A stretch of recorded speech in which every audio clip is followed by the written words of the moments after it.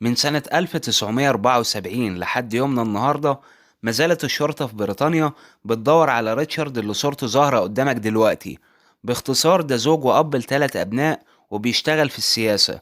المهم بدأ يتجه لشرب الخمور واعتاد على لعب القمار بشكل يومي، ومن هنا حياته الأسرية والمهنية اتبدلت 180 درجة. في يوم وليلة أصبح شخص عاطل والديون اتراكمت عليه. الكل بيطالب بالفلوس بتاعته، وطبعا ريتشارد ما معهوش يدفع. ده غير ان هو بدأ ما يصرفش على زوجته وابنائه التلاتة، وهي دي الاسباب اللي خلت الزوجة تنفصل منه واتطلقت رسمي عن طريق المحكمة. كمان القاضي حكم لصالحها في حضانة الابناء. الكلام اللي فات ده كله ما عجبهوش ابدا. ريتشارد كان بيحب اولاده جدا وعايز الحضانة تكون لصالحه، مش عايز يبعد عنهم ابدا او يتحرم منهم. لكن للأسف هو اللي وصل نفسه للصورة دي بكل اللي هو عمله. المهم حاول يتجسس كتير على منزل طليقته، بحيث يعني يجمع أي معلومات تفيد إن الأم غير أمينة على تربية أولادهم، وساعتها راح رفع عليها قضية بيتهمها فيها بالجنون. وفي النهاية حاول كتير جدا إنه يكسب حضانة الأبناء، لكن المحكمة رفضت كل الادعاءات بتاعته دي. ولما حس إن كل المحاولات دي بقت بالفشل، قرر إن هو لازم يقتلها، وقال إن الحل الوحيد هو اختفائها من على وش الأرض نهائي. ومن هنا بدأ يخطط لجريمته. أخد معاه أنبوبة رصاص ودخل المنزل بالليل من غير ما أي حد يحس بيه نهائي. ساعتها استخبى في القبو واستنى الفرصة أو اللحظة المناسبة. ريتشارد كان عارف إن زوجته كل يوم بالليل لازم تشرب شاي على الساعة 9، ولما الميعاد ده جه طلع من المطبخ واستخبى في ركن وكان مطفي النور. بعد شوية دخلت المربية المطبخ علشان تجهز العشاء للزوجة والأبناء، وعلى طول هجم عليها بالضربات لحد ما أنهى حياتها. وكان مفكر في دماغه يعني إن هي دي طليقته.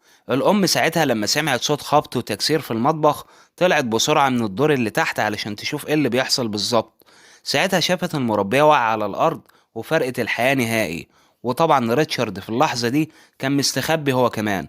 نسيت أقولك إن هو أثناء ما بيقتلها كان أدرك إن دي مش طليقته، لكن طبعا كمل الجريمة علشان ما تقولش قدام الشرطة إن هو اللي عمل فيها كده. المهم الزوجة لما دخلت المطبخ كان هجم عليها هي كمان. ساعتها قعدت تترجاه ان هو ما يقتلهاش وان هي هتعمل كل اللي هو عايزه، وقعدت تفكره بولادهم علشان تستعطفه ويسيبها. وبالفعل ريتشارد سابها وقعد يعتذر ليها ويصالحها وكلام من النوع ده. ولما قال لها هنعمل ايه دلوقتي في جثمان المربية او الجريمة اللي حصلت، فهمته ان هي هتقول للشرطة ان في حرامي دخل البيت وهو اللي عمل كده وهرب، وهتقول كمان ان الشخص المجهول ده هو اللي اصابها بالكدمات علشان حاول يقتلها برضه. وقتها طلبت من ريتشارد يدخل الحمام علشان يغسل وشه ويهدئ اعصابه، وهي هتحل كل المواضيع والمشاكل دي. بعد كده نزلت من البيت وراحت محل قريب منهم. طلبت من الراجل اللي فيه ان هي تتصل بالشرطة. اول ما المحققين ردوا عليها بلغتهم فورا بكل اللي طليقها عمله، وقالت ان هو حاول يقتلها لكن هي خدعته علشان ما يعملش فيها حاجة، وفي نفس الوقت انهى حياة المربية. الشرطة اتحركت فورا على المنزل بتاعهم علشان يحققوا في القضية دي. هناك اكتشفوا ان جثمان المربية كان محطوط جوه كيس كبير، وان ريتشارد اكيد حاول ينقله قبل ما الشرطة توصل، لكن مفيش وقت كان قدامه علشان يعمل كده. وطبعا كان هرب بعد ما طليقته نزلت، لان هو كمان ما كانش واثق في كلامها اللي قالته، وقلبه حس ان هي هتخدعه وتبلغ عنه. المهم اتصل بوالدته وبلغها ان هو راح يزور ابنائه، واثناء الزيارة هجم شخص مجهول على البيت وقتل المربية وأصاب زوجته بكدمات، وبلغها إن هي لسه عايشة. وهو في اللحظات دي كان مستخبي وما قدرش يدافع عنهم. وطبعا السيناريو الكذاب ده كان قاله لأصحابه هم كمان بعد ما اتصل بيهم، وكان في دماغه يعني إن الكلام ده يوصل للشرطة وينفي التهمة دي عنه. المهم كان سرق عربية واحد صاحبه وهرب بيها المكان بعيد محدش يعرفه أبدا. وقعدت الشرطة تبحث عنه لأكتر من شهر متواصل، لحد ما في النهاية كانت فشلت في العثور عليه. كل اللي هم لقيوه بس العربية، وكانت مركونة على طريق مهجور.